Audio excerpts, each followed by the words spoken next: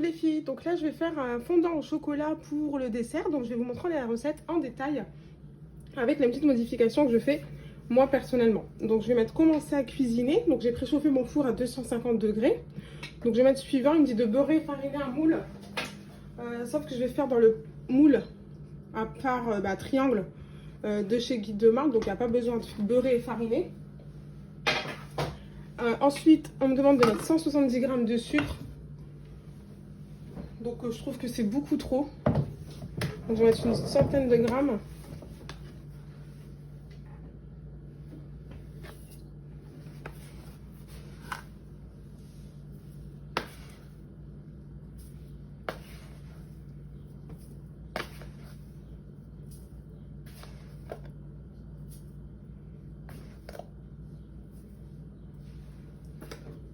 Donc voilà, je vais mettre 110 grammes pour donner un compte juste.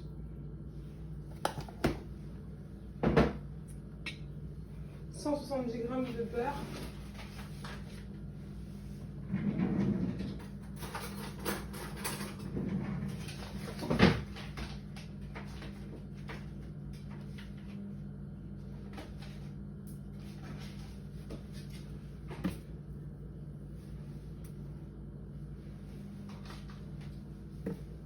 Donc je vais mettre pareil, 110 grammes. 270 g de chocolat. Donc j'ai mis 210 g de chocolat. Je ferme mon gobelet, je vais venir fondre 6 minutes à 60 degrés. Alors peut-être 1,5. Donc voilà, donc là on me dit de rajouter 55 g de farine. Donc là je vais mettre que 30 grammes.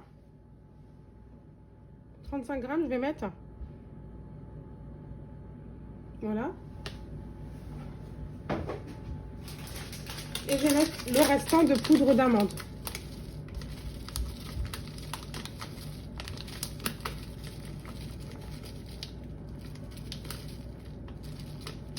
Hop.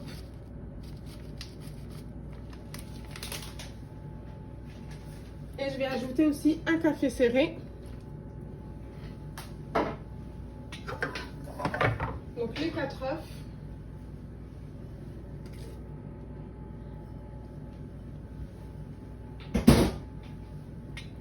Et on va venir mélanger 10 secondes vitesse 6.